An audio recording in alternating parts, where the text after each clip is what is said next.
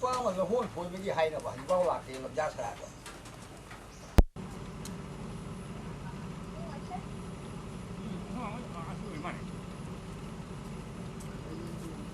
money ꯑꯁꯤ ꯌꯨꯝꯁꯦ ꯃꯥꯜꯂꯦ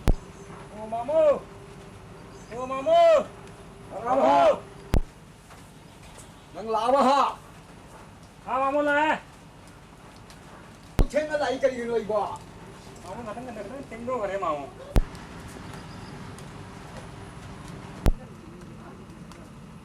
ꯃꯥꯃꯣ ꯀꯔꯝꯕꯅꯣꯅꯦ ꯑꯥꯗ ꯂꯩꯁꯤ ꯎꯔꯕ꯭ꯔꯥ ꯑꯥꯗ ꯈꯥ ꯊꯪꯕꯗ ꯂꯩꯕ ꯂꯧꯍꯣꯟꯁꯦ ꯁꯤꯗꯒꯤ ꯍꯔꯩ 10-15ꯈꯛ ꯐꯣꯏꯔꯝꯃꯨ ꯏꯕꯣ ꯏꯕꯣ ꯈꯔ ꯐꯖꯅ ꯐꯣꯏꯔꯝꯃꯨ ꯏꯕꯣ ꯃꯥꯃꯣ ꯌꯥꯅꯤ ꯑꯁꯤꯅꯤ ꯏꯕꯣ ꯑꯗꯨꯃꯥꯏ ꯐꯣꯏꯔꯨ ꯏꯕꯣ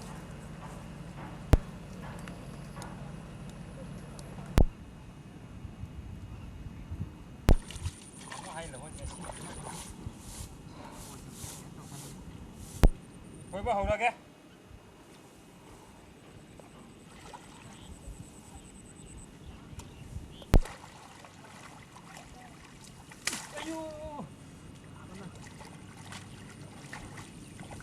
ꯑꯩꯃ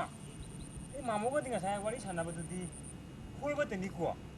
ꯀꯟꯕꯗꯤ ꯌꯥꯎꯗꯦ ꯃꯥꯃꯣꯒꯤ ꯂꯧꯍꯣꯟꯁꯤꯒꯗꯤ ꯐꯖꯅ ꯐꯣꯏꯕꯤꯒꯦ ꯏꯁꯩ ꯁꯛꯗꯅ ꯊꯝꯕꯤꯒꯦ ꯐꯖꯅ ꯐꯣꯏꯒꯦ ꯄꯨꯔꯅꯤꯃꯥꯒꯤ ꯊꯥꯖꯁꯦ ꯎꯔꯨꯔꯒ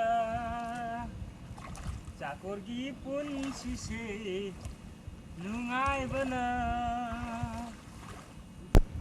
ꯅꯨꯡꯉꯥꯏꯗ ꯆꯥꯀꯣꯔꯒꯤ ꯄꯨꯟꯁꯤꯁꯦ ꯃꯤꯌꯨꯝꯗ ꯌꯣꯡꯆꯥꯛ ꯏꯔꯣꯝꯕ ꯆꯥꯕꯁꯨ ꯍꯥꯎꯕꯅ ꯉꯥ ꯊꯣꯡꯕꯁꯨ ꯅꯣꯡꯃ ꯆꯥꯏ ꯑꯩꯒꯤ ꯆꯥꯀꯣꯔꯒꯤ ꯄꯨꯟꯁꯤꯁꯦ ꯅꯨꯡꯉꯥꯏꯈꯔꯦꯗ ꯌꯣꯡꯆꯥꯛ ꯑꯂꯨ ꯏꯔꯣꯝꯕ ꯆꯥꯕ ꯀꯌꯥꯝ ꯍꯥꯎꯔꯦ ꯑꯁꯤ ꯑꯣꯏꯔꯦ ꯑꯩꯒꯤ ꯆꯥꯀꯣꯔꯒꯤ ꯄꯨꯟꯁꯤꯁꯦ ꯋꯥꯔꯦꯗ ꯃꯥꯃꯣ ꯉꯁꯥꯏ ꯍꯥꯏꯕ 10-15 ꯍꯥꯏꯕ ꯍꯥꯏꯗꯨꯗꯤ ꯑꯩꯁꯤ 10-13ꯄꯨ ꯍꯦꯜꯂꯝꯃꯅꯤ ꯇꯧꯔꯤꯁꯦ ꯑꯩ ꯀꯥꯔꯒꯦ ꯌꯥꯔꯦ ꯄꯦꯜꯂꯦ ꯃꯥꯃꯣꯒꯤ 14 ꯍꯥꯏꯕ ꯍꯥꯏꯗꯨꯗꯤ 13 ꯁꯨꯍꯧꯔꯝꯃꯤ ꯂꯧꯍꯣꯟ ꯐꯣꯏꯕ ꯅꯤꯄꯥꯁꯤ ꯀꯨꯏꯈ꯭ꯔꯦꯗ ꯀꯔꯤ ꯇꯧꯔꯖꯥꯠꯅꯣ ꯑꯣ ꯃꯥꯃꯣ ꯃꯥꯃꯣꯒꯤ ꯂꯧꯍꯣꯟ ꯍꯥꯏꯗꯣ ꯐꯣꯏꯕꯤꯔꯝꯃꯅꯤ ꯂꯣꯏꯔꯕ꯭ꯔꯥ ꯂꯣꯏꯔꯤꯁꯦ ꯕꯤꯔꯤꯁꯤ ꯊꯛꯅ ꯐꯝꯃꯃꯣ ꯑꯩ ꯑꯝꯇꯪ ꯌꯦꯡꯈꯤꯒꯦ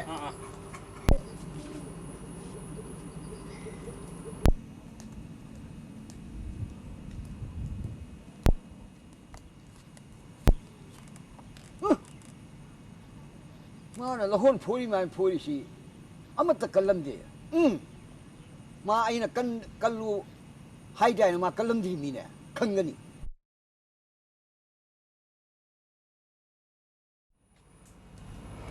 ꯏꯕꯣ ꯌꯥꯝꯅ ꯅꯨꯡꯉꯥꯏꯔꯦꯍꯦ ꯅꯪꯅ ꯐꯣꯏꯔꯝꯕ ꯂꯧꯍꯣꯟꯁꯦ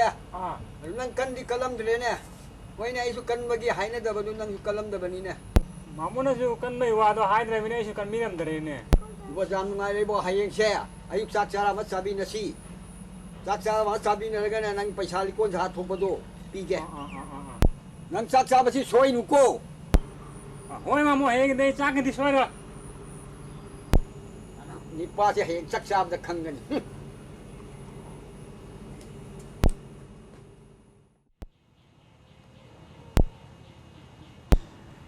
मिजेना लेगाय तौबा पैसासिना पैसा वागिरिबा माहिदा फजना नोंतंग नाना जिगाय फंगोदोरी कम जुक्ता यंग फंगदो बखंग दे तौरिसि आइबो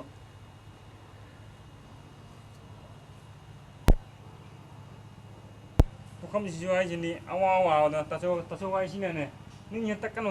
तक्सतना जि मामा फजना उदरेसे केनो तौदोइसे आइ हजिक तौदोइसे तसो वाइसिनाने एना नहान कोक्तबे थाव पोपदसु कइनो खंगे बजानो चाथोगने तौरिबा ai मामो चप्पा जाने तचौ ai नहान चा खा परनु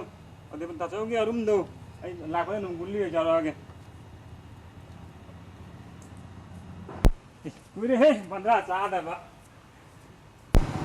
ai ri jam hau चारने ओ मामो इ लाए लाउने इबुमा ai असाइदि ngaine रे सुथें नं करि लाइमो चासी लाउने मामो नं केबदा गथां थेंदो हरेने केबदा लाउ फमरो लाउ चासी लाउ mua xa xí lô rồi xa xí lô rồi